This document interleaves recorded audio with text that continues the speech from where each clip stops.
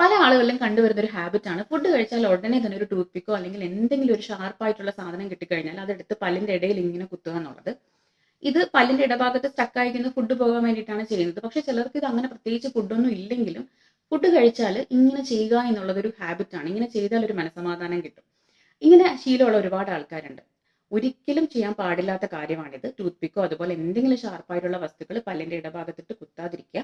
ഇങ്ങനെ ചെയ്തു കഴിഞ്ഞാൽ ഇത് മോണയ്ക്ക് സ്ഥിരമായി മുറിവുകൾ ഉണ്ടാക്കുകയും മോണരോഗം ഉണ്ടാക്കുകയും ചെയ്യുന്നു. അതുപോലെ സ്ഥിരമായിട്ട് ഇങ്ങനെ കുത്തുമ്പോൾ ഈ പല്ലിന്റെ ഇടഭാഗത്തുള്ള മോണ പല്ലിൽ നിന്ന് വിട്ട് താഴേക്ക് ഇറങ്ങാനും ഒക്കെയുള്ള സാധ്യതയുണ്ട്. മാത്രമല്ല ചില കേസസിൽ ഇതിന്റെ ഷാർപ്പ് എഡ്ജസ് ഒക്കെ ഒടിഞ്ഞ് മോണയിൽ തങ്ങി നിൽക്കാനും ഒക്കെയുള്ള സാധ്യതയുണ്ട്. സോ അതുകൊണ്ട് ഒരിക്കലും നിങ്ങൾ ഇങ്ങനെയുള്ള ഷാർപ്പായിട്ടുള്ള വസ്തുക്കൾ പല്ലിന്റെ ഇടയിൽ ഉപയോഗിക്കാതിരിക്കുക. പല്ലിന്റെ ഇടയിൽ തങ്ങി നിൽക്കുന്ന ഫുഡ് മാറ്റാനായിട്ട് ക്ലീൻ ചെയ്യാനായിട്ട് നിങ്ങൾക്ക് ഡെന്റൽ ഫ്ലോസ് യൂസ് ചെയ്യാവുന്നതാണ്. അല്ലെങ്കിൽ ഇന്റർഡെന്റൽ ബ്രഷസ് അവൈലബിൾ ആണ്. സേഫ് ആയിട്ട് നിങ്ങൾക്ക് പല്ലിന്റെ ഇടഭാഗം ഇത് യൂസ് ചെയ്യുന്ന വഴി നിങ്ങൾക്ക് ക്ലീൻ ചെയ്ത് വെക്കാൻ പറ്റും. ഒരിക്കലും ഈ